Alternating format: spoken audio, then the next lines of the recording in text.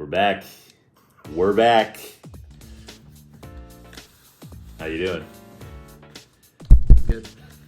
Can you talk into the microphone, please, so they can hear you? They can hear me just fine. All right. So, what are we doing today, buddy? I think we're going over a little stand-up set. Yeah, it happened. The stage happened. Progress was made.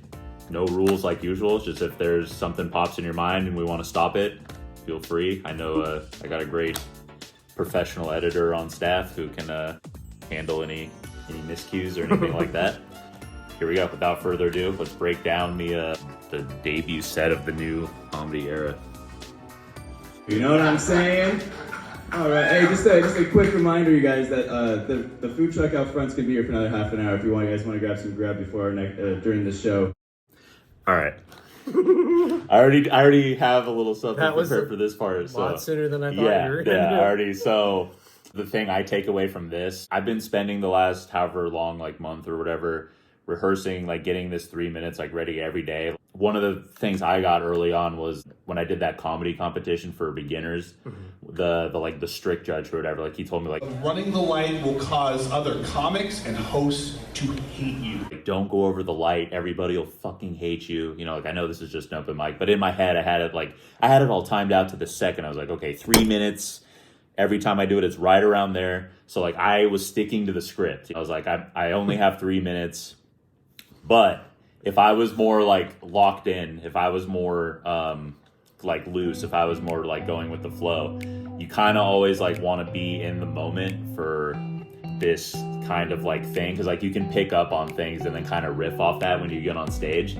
Because like what I thought of after as I was watching, the first thing that popped in my mind as I'm watching this back when I'm not so like tensed up, he just gets up there and he's just immediately like, yeah, so the food truck is closing if you guys want to go out there. So I could have just gone up there like, oh, that's a great fucking intro. It's like, oh, hey, everybody, the food truck's closing. Oh, by the way, if you need to use the bathroom, this might be a good time to go. And, oh, yeah, we're giving out free massages. You can get some free stuff back there. Just kick everybody out. Oh, by the way, here's Aaron Henderson. It's like, fucker. Like, just right before he introduces me, he's like, oh, by the way, the food truck's closing. So go get some grub. You don't need to see this next guy. Don't worry. He's new. Fucker. No, I didn't. I'm kidding. In the moment, I didn't see it like that, but it is funny looking back. Right. You always want to kind of like be like, you can riff off of like other people's acts or like your intro or whatever. Like they played a little intro song that you'll see. So like, you know, you can always riff off of stuff like that. But this guy's cool. I was talking shit, but I was just kidding around. This guy was actually a pretty cool host. It looked like he forgot that he was supposed to plug the food truck probably before the show, and he just decided to do it right before you.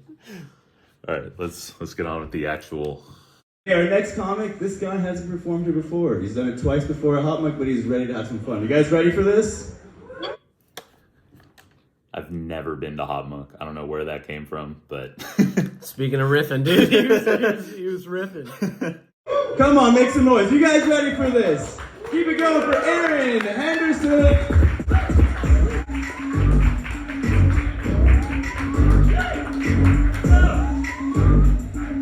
So a little context before this. All right. So the first one's simple. I need to find an example for this. So okay. Hold on. So the first one's simple. Here's 5 minutes of context. I've never in my life, and again, he was a funny guy. He was a cool guy. I have never once in my life seen a host bomb as bad as this guy. I mean, like, dead radio silence for everything he said. Like, I was not nervous at all coming into this thing, but like he got on there, dead radio silence. There were like 5, I guess it was, comics on before me. Like one guy got like a couple chuckles, and like admit, like I'm not judging. Like these are all new people. This is a freaking open mic on a Wednesday evening. Like I'm not saying this is like supposed to be like uproarious top tier talent, but I mean like this was not a how would you call it, like a forgiving crowd. This was not like a sympathetic crowd. I'd actually go even further and say the crowd kind of sucked, and I don't think he was as bad as the lack of laughter indicated. Yeah. But the crowd was just, until, some people got up. The crowd was pretty brutal. We were Myself included. I think me and like me and then sometimes Glenn, I think like we were the only ones in the audience occasionally giving him like a courtesy laugh, and then sometimes even we were silent. Like it was, I mean, like pin drop silent. Everyone kept going back to the well of interacting with the crowd. It was like, ooh. Anyway, how about we actually listen to the fucking thing now that we've got through this fucking 20-second intro. All right. Looked like you were beatboxing there. I got here as quick as I could. I heard there was a shortage of fat white men doing comedy.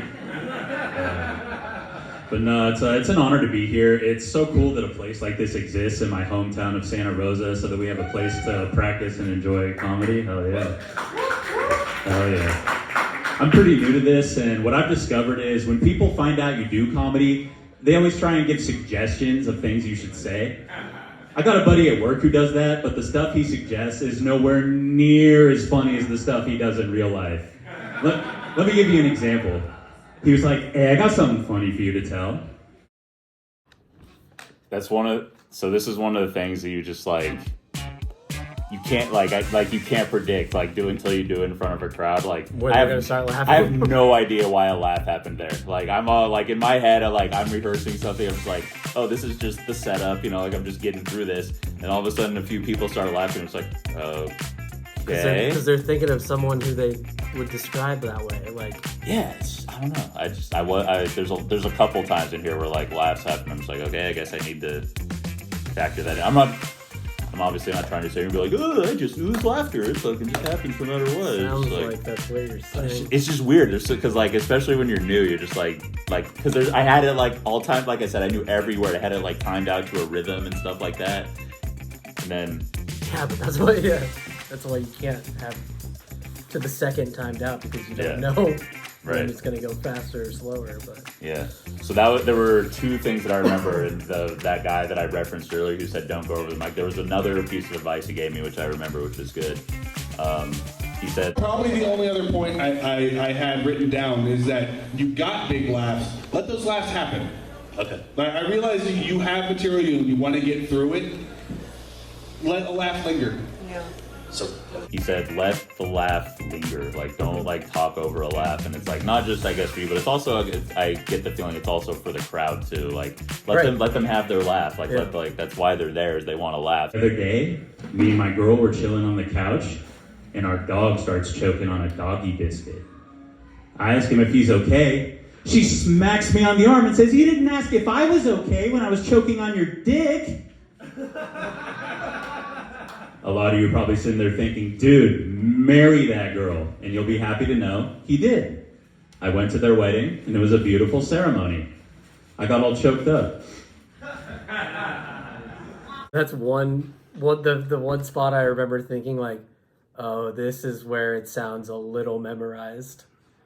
Like, obviously it's memorized, but it came out not as organic as the rest of the stuff. I experimented with that spot a lot. I had a couple different options that I was going with it. Like, so I could be like, I got all choked up, or like something like emotional like that. But I thought that might be like take away from what I'm trying to emphasize. It doesn't accomplish the the callback, essentially, if that's what you're talking about. So what's your opinion on that there? I think what you did would have been better than fake getting emotional, if that was the right. So I guess I'm trying to think of ways to. Well, this is just nitpicking, but like the way you moved your eyebrows when you did it, I was like, it felt a little forced. I think you could like draw more attention to it by like maybe slowing down and making it obvious that you're making I got all choked up. No, I'm not saying it's perfect either, but at least it kind of gets. I feel like it kind of got glossed over, minus the fact that people saw your facial expressions and they're like, "Oh wait, baby, he was making a play on from choked up." I mean, so far every suggestion you've done of like, yeah, that is better than I've fucking implemented it. So I mean, that's why stop now? But so like, I got all choked up. See, like honestly, that is probably what I was thinking. No, I mean, as I'm doing it, like I like it because. Now maybe this is crowd dependent, but we saw the way the guy who opened the show did the play on words a little bit. That was kind of like in the same style of joke he was doing, and they weren't working the way he was doing it at all. So maybe like overly drawing attention to it is a way to like pointed out, and maybe it's only good for a cheap laugh or something, but if that one felt a little too like robotic, I guess, the way it came out. I went to his wedding and it was a beautiful ceremony. I got all choked up. Yeah, like I mean, I like it. No, I'll try that on the next one. I got all choked up. I was trying to think if you could like to make him use the microphone to like choke up. I got all choked up. without going that over the top. Like, Yeah, I don't know how that would work sound wise either. So I don't know. Like I think trying to introduce like the acting element of it in a way is kind of takes away from how maybe clever some of the things Right. you write are, and like that becomes like something I would get hung up on. I'd be like, Yeah. what is it? Is this guy trying to act? And I wouldn't even be like listening. Yeah, well, this is good. We got something to try next time. I'll try I don't know what I'm referencing there. Is that like Jim Carrey? Almost like I got all yeah, choked up. Shoot the eyes at the crowd. make it clear it's a play on words. I mean, I think it's at least funnier, but I do remember very specific taste. I do remember I'm a big fan of that line, and I do remember your reaction was kind of like I went to their wedding and it was a beautiful ceremony. I got all choked up. But one day, he and I were walking into work, and when I smoke, I get super paranoid that I smell. So I asked him, I was like, hey bro, do I reek like weed? This fucking guy gets in super close and goes,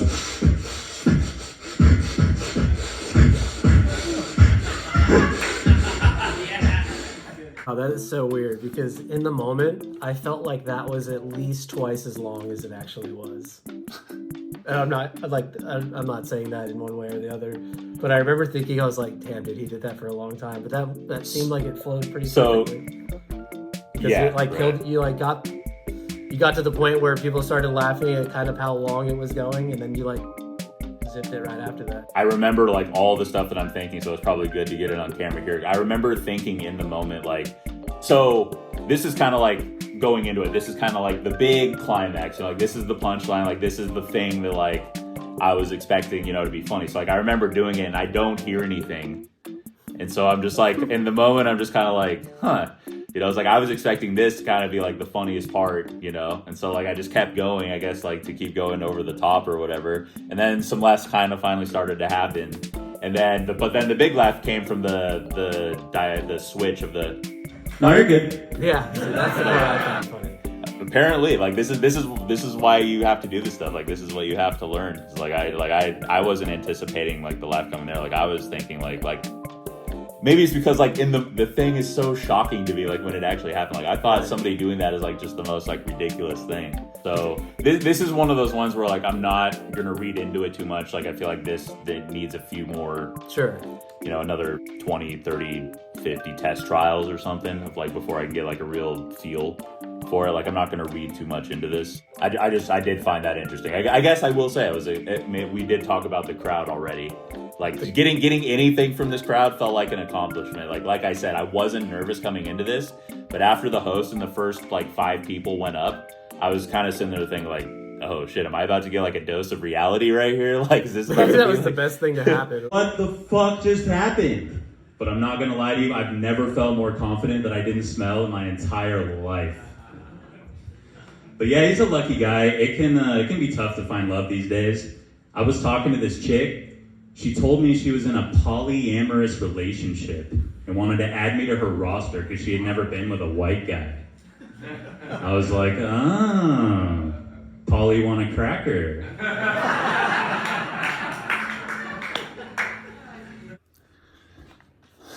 Easily the biggest laugh we'd heard at that point. I didn't see like everybody there, but yeah, that was a real comedy laugh. So first of all I gotta say is thank fucking God, because I love that joke. Like, so that's the kind of joke where like if it didn't work, I would try that joke like 5,000 more times before I like retired it. I'd be like, it's good, I swear I love this one. This is a good one, I swear. Even they couldn't screw up that appreciation of that joke. And I told Clint this already, but I just want to say it on here. When I was listening to this back on the headphones, and I don't know if you could hear it, but like after like the applause and people say stuff at the very end, you hear this like older lady go, "That's cute." needless to say, I'm happy that one went over well. If that one didn't go over well, I would it wouldn't have really done anything, but I would have preferred that it have gone well. Yeah, so we're both Jeselnik fans. We both went and saw Jeselnik recently.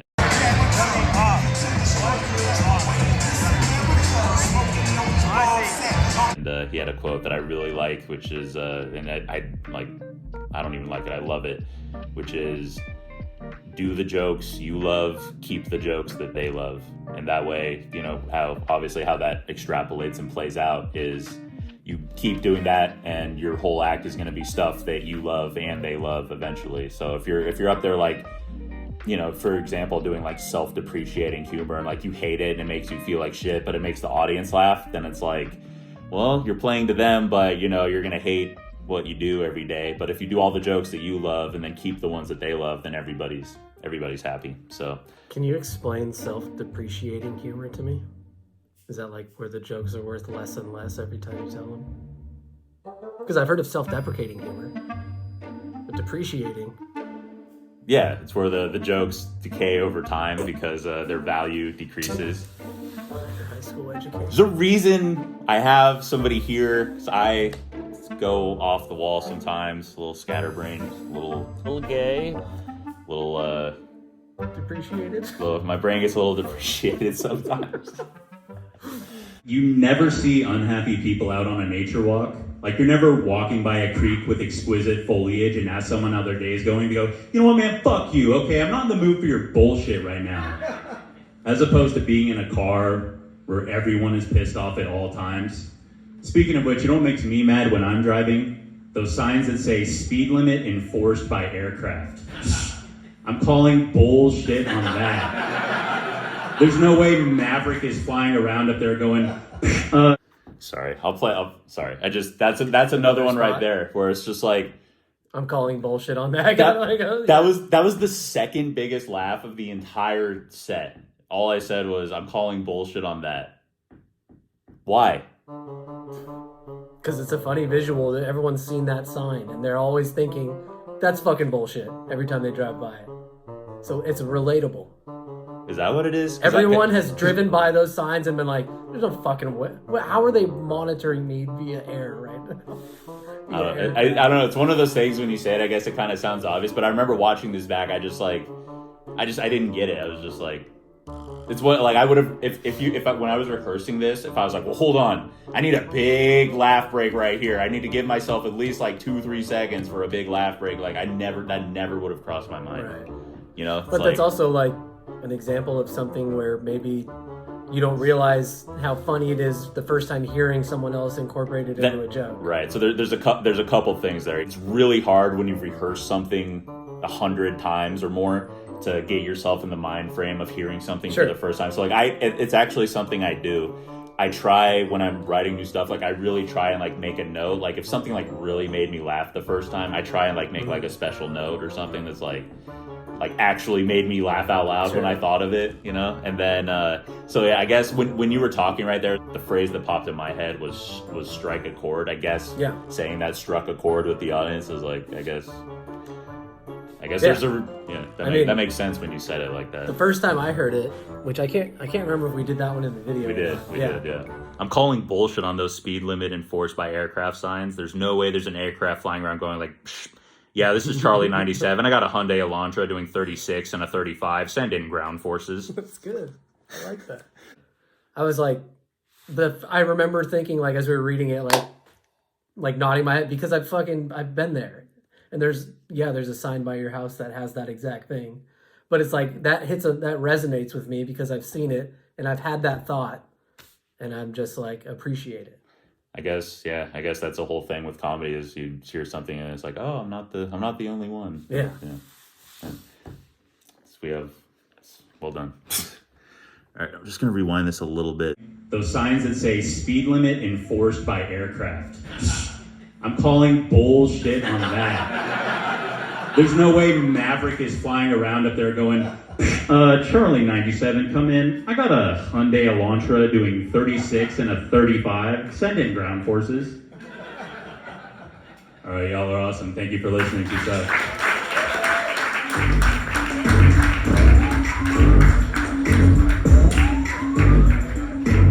Hey guys, one more time, let's hear it for Aaron Anderson! Well, that was hilarious, but I never want to do cocaine with that guy. He was all over the place. He was sniffing things that shouldn't even be there. You know what I'm saying? Like, it's like the magical like schizophrenia line. He's like, I'll take 4 of those. All right, so there we go. 3 minutes of glory. We somehow this on. Yeah, I got quite the night ahead of me. I got quite the night ahead of me. I'm basically gonna be up all night and all day editing this shit tomorrow, but hopefully it goes well.